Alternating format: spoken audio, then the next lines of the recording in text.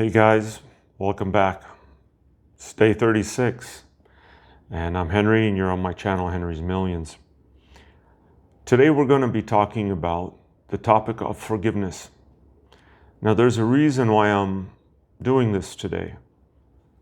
I'm building a knowledge base in our discussions so that we can eventually talk about self-forgiveness. I have prepared a rather lengthy video talk about self-forgiveness, but I thought it would be prudent and wise to review and research some of the more notable literature that is out there today, so that we can have a more intelligent conversation when we get to self-forgiveness. Now, I really quickly did a simple YouTube search on self-forgiveness. And to my dismay, I was really dissatisfied at the weak and ineffectual treatment of the topic in just the first 10 results, the videos that YouTube provided. I don't want to mention any names or any video titles or whatnot. Very weak and ineffectual. But that's all. I don't know how much there is there, but that's what YouTube's algorithm is ranking, and that's what people get. And unfortunately, I don't think there's much help to be obtained from those resources. There was one, I will make one exception, and that's Jordan Peterson, even though in the video that appeared when you search for self-forgiveness, Jordan Peterson was only talking for about a minute or two. He only gave that much treatment on it. I mean, it's a small video that they've posted, but he's very intelligent. He's and he's very thoughtful, and whatever he says is helpful. So I have a great deal of respect for him. But in that video, at least, not enough was said, and not enough treatment was given to. So I thought it left much to be desired. So with that exception, everything else was so disappointing that I thought, you know what, we need to take this upon ourselves. And this type of work requires so much research so that we could discuss this together. And anything else that you will find is just kind of, it's just doing things willy-nilly for clicks.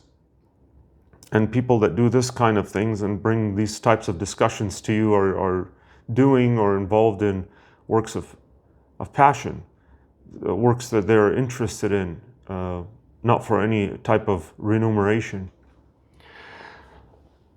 Self-forgiveness happens to be something that I am personally interested in.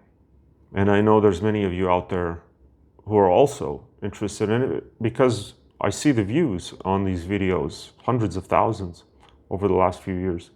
So it is a popular topic. In order to facilitate our brief talk today, I will be going over a book. It's called, this is not a book summary or anything like this. I just picked some discussion points from a book I thought was very well thought and well written. It's called Forgiveness, a Philosophical Exploration by Charles Griswold. Now there are a few resources like this that I may be creating separate videos for, leading up to our grand finale discussion on self-forgiveness that I've already have baked for you, but who knows, maybe it'll change and evolve. I think we'll be more capable and more informed to handle that topic once we get to it. So I hope that you're a truth seeker out there. I hope that you're interested in this topic enough to put the entertainment aside for a few minutes and be involved with me in a frank, insightful discussion. And I'll try to make it brief for you. I've highlighted a few points, and so let's see here. let's just get right into it, I guess. So, somebody wrote a summary, and here we go. It's C.L. Hote, H-O-T-E, from the Department of Philosophy, St. Michael's College in Vermont, USA. And although I did reference the book, Griswold's book, Forgiveness, I found that this gentleman's summary was extremely useful. So big credit goes out to him as well. In Griswold's book, he contends that the heartfelt utterance is not yet enough. This is Ote's coverage of Griswold's book. Rather, genuine forgiveness also requires the repentance of the wrongdoer. So there's some discussion in this book that, and you might get this this message as we progress, that you can't just go around forgiving people on your own if you're the victim, or the victim forgives you. I know they do that for self-preservation or for a variety of reasons, right? I'm forgiving you for myself, not for you. But Griswold, he makes the assertion, it's an underlying assumption that there cannot be forgiveness without the repentance of the wrongdoer. And so that kind of puts the power in the wrongdoer's hands. Repentance is to feel or express sincere regret or remorse about one's wrongdoing. Sincere regret or remorse. So if the wrongdoer doesn't feel sincere regret or remorse, there can be no forgiveness. But I know it's a common act today to just forgive people when they have no sincere remorse or regret for what they've done. You just, I'm doing it for myself. He states this, and a lot of us know that is a form of weakness. It's a form of weakness. Strong people, powerful people don't forgive definitely don't forgive when there is no repentance of the wrongdoer. Weak people forgive. That's not what this video is about, but that's a real strong statement there. That's something I believe wholeheartedly. I'm not saying it's wrong. If you have to forgive so that you can get on with your life somehow and work with yourself and, not self-destruct, whatever, do it. But it's weakness. There's no power there. There's no strength there. There's no ability to hold the wrongdoer to account. The wrongdoer is not repenting. Anyway, first point. I hope I'm not going to make this kind of a lengthy point about each thing here. But next, the claim that genuine forgiveness waits on the wrongdoer. I want to just reiterate here, we're building up our knowledge so that we can get to a video eventually about self-forgiveness. If you're looking for self-forgiveness, I think you should watch these videos.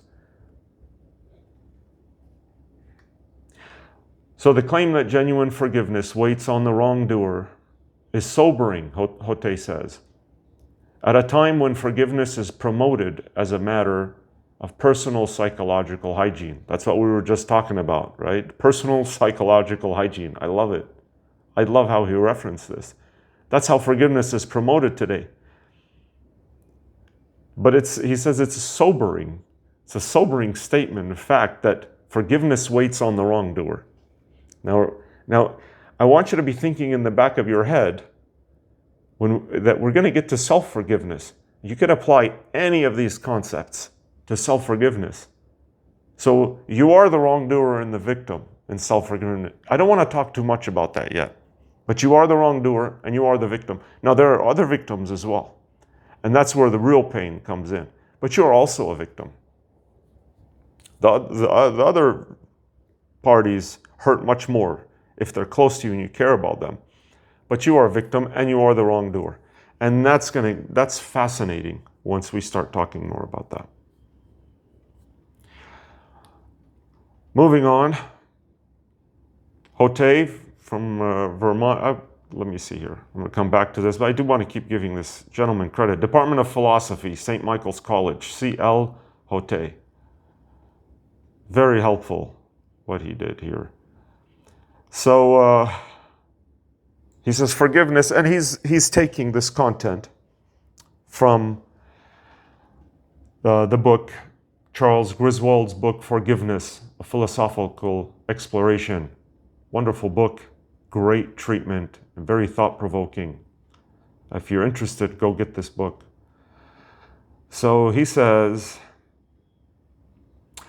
forgiveness, this is Hote, and he's referencing Griswold. Forgiveness, considered a weakness by ancient and pre-Christians, is subsequently touted as a virtue. So it's interesting because Griswold in his book really went back to ancient times and found out how they treated forgiveness. I mean, hundreds, if not thousands of years ago. He did a wonderful job. So it was forgiveness was considered a weakness by ancients, right? People from thousands of years ago. So subsequently touted as a virtue. Especially the religious teachings and religious scholars and things like that, they touted it as a virtue, among others. So Griswold explains, for perfectionists like Aristotle, and Aristotle did speak about perfectionism. I just briefly went over some of that content. To be in a position to forgive was to be in a position of having been injured. Okay? And the vulnerability implied by injury was thought a weakness rather than an occasion for virtue. Okay. So he's saying that if you're in a position to forgive, you've been injured. And if you've been injured, that's a weakness rather than an opportunity for virtuous forgiveness. So he says forgiveness as a virtue, Griswold is urging here, is more appropriate to an outlook that emphasizes the notion of a finite and fallible human nature.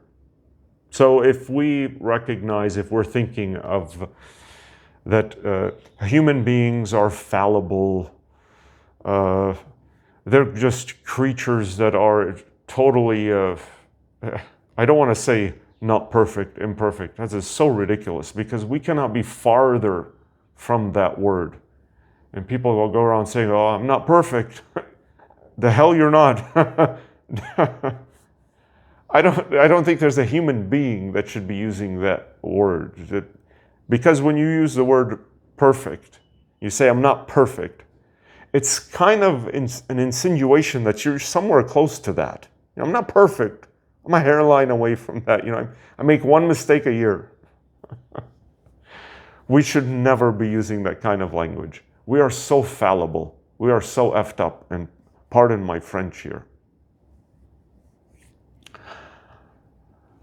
So at some point, Griswold is talking about a bishop named Butler from the 1700s, I think. And he's talking about resentment, to be resentful. It's morally useful if it's proportionate. And he cautions against being abusive only for revenge, right? You can't have revenge as your main aim. It could be abusive. And Griswold says that modern forgiveness is virtuous only, pay attention to this, only if it's from a perspective that's detached and sympathetic. So forgiveness is virtuous. It's a good thing, virtue, right? It's a good quality. It's something we want to have, we're supposed to have. And it's virtuous only if we are detached and sympathetic. The interesting thing is, how do you apply that to yourself when you're trying to be self-forgiving? Can you be detached and sympathetic at the same time? That is very difficult, as we shall see later. So Griswold says, or maintains, that achieving forgiveness requires detached sympathy, a sympathy that ensures one will offer forgiveness neither too readily nor too grudgingly. So balance here. We talked about this in a video just recently, about this balance, the mean. I don't know who did, Aristotle? He's got another use for this here, Griswold. So forgivingness requires a detached sympathy that's not too readily made available and not grudgingly either. It's got to be well balanced, and especially with yourself. When you're dealing with self-forgiveness, it's got to be balanced, because as you'll see later on, you could rationalize the heck out of anything you do. You could get lost in that, and you wouldn't even know it.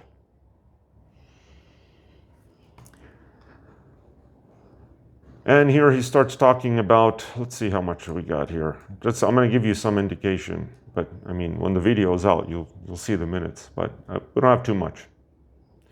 So he talks about the victim feels warranted resentment upon injury. The wrongdoer feels sympathy for the victim, feels regret, and commits to self-transformation.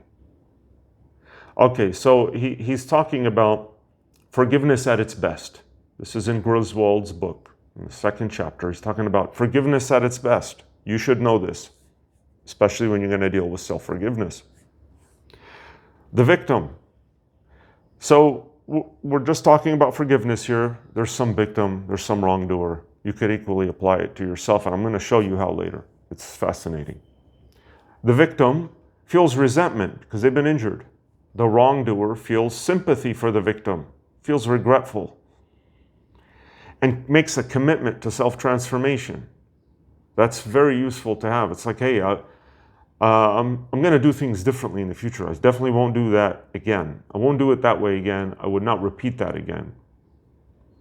Because if somebody recognizes that they've done something wrong, of course, they should make a commitment never to repeat that again. Because if they can't make that commitment, then they haven't realized anything is wrong. And the word wrong means it's something that shouldn't be done. So there should be that commitment to self-transformation. I guess this is a glorification of, I won't do that again. Self-transformation. Everybody says they've changed. Everybody says they're just improving and leveling up, and so it is just amazing. The people that tout that the most are the people that are just the most clueless, in my experience. But I'm just going on tangents there. Going on with this process, because we're showing you forgiveness at its best, right? The wrongdoer constructs and communicates a narrative that renders the wrongdoing. I'm quoting him here word for word.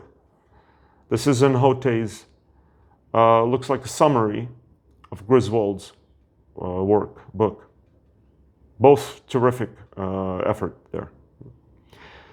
So the wrongdoer constructs and communicates a narrative that renders the wrongdoing intelligible. So if you've done something wrong, or someone's done something wrong, they've got to be able to communicate clearly what it was that they did wrong. So they understand, and we know they understand. Everybody understands what was done wrong.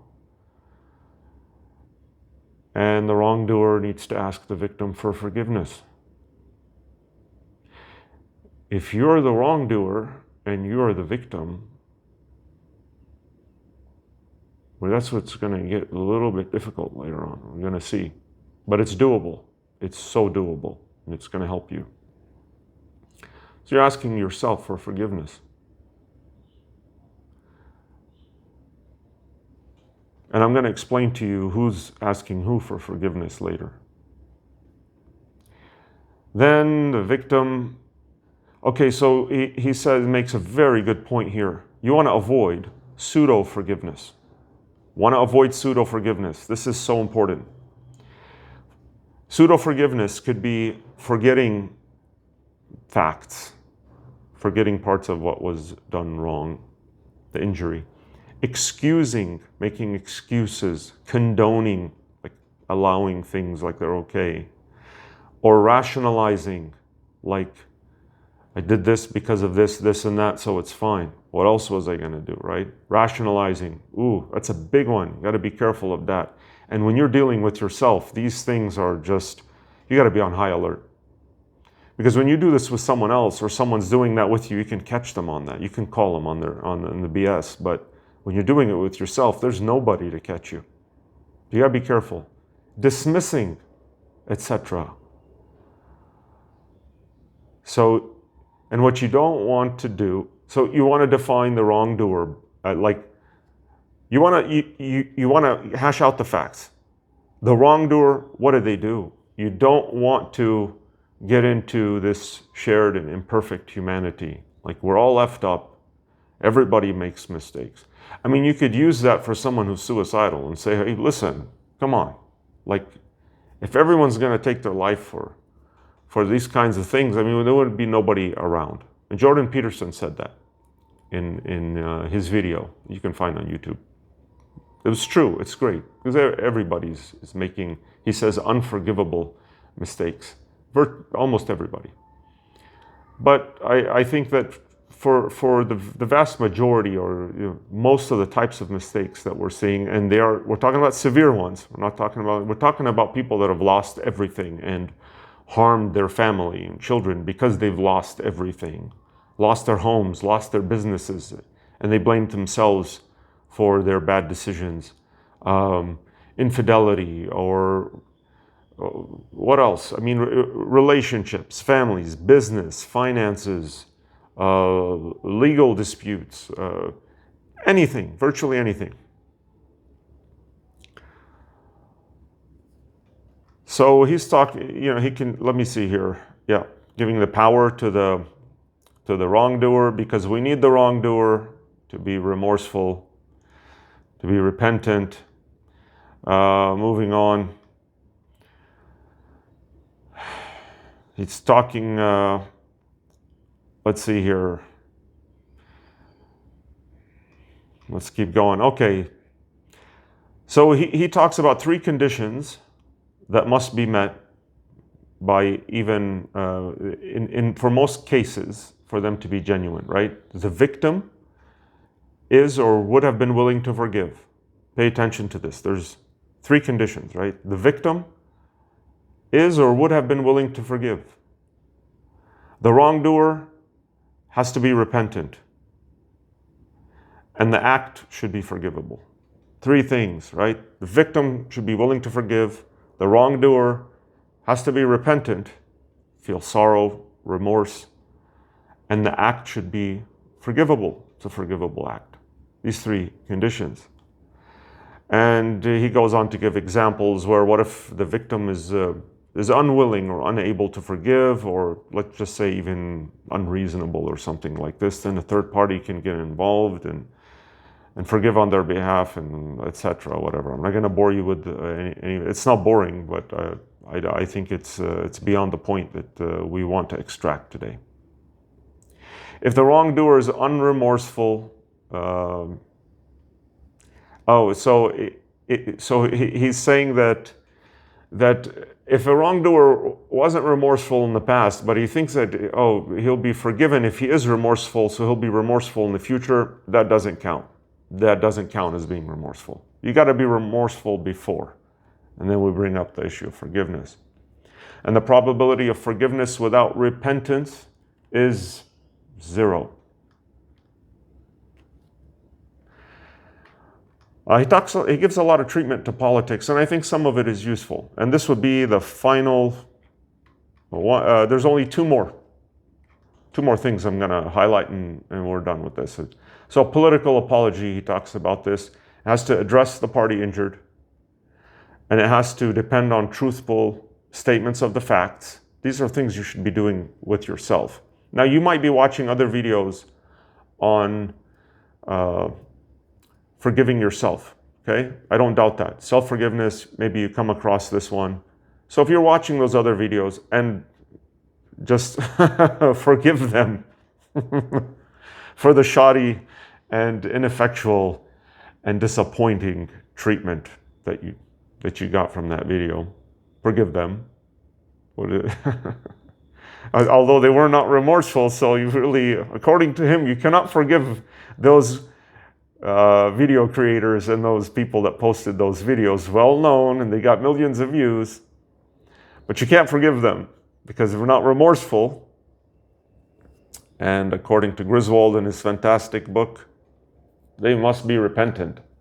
But they're not repentant, so don't forgive them. So a genuine political apology must meet these conditions to address the party injured. It has to depend on truthful statements of the facts, and it has to express both regret and a commitment to change. These are things you can do with yourself when you're self-forgiving. Please like and subscribe these videos, because it's the only way we're going to get useful information out to people who need it when they're searching for it, instead of the rubbish that they're finding today. The last point we're going to highlight, the last text. So he's talking about self-forgiveness. Okay, I'm glad we're ending on this point in terms of referencing this material. He's saying that it's difficult to construe self-forgiveness based on his model without splitting the self into discrete consciousnesses. So he's saying it's difficult without splitting ourselves into two consciousnesses. Self-forgiveness resists in another way his paradigm, that there's no third-party forgiveness for self-injuries.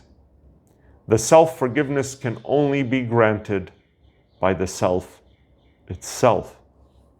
Thank you so much, Mr. Griswold and Mr. Ote. Beautiful, beautiful text and point to end our treatment of this material on. We're looking at ourselves as two discrete, not consciousnesses, but two discrete selves. And if you want, across a span of time, and those selves could be very similar, they could be the same if no change has been effected. Let's say somebody has gone through a hell of pain, and so they're changed somewhat now. Or whatever transformation someone's undergone, right? A lot of this is self-reported, so people say they've changed, but they haven't changed much. But let's just say someone really has changed. So that original self is a different self than this person is today, he or she. And then let's say there wasn't any real major transformation. That person that made those mistakes is largely the person he or she is today.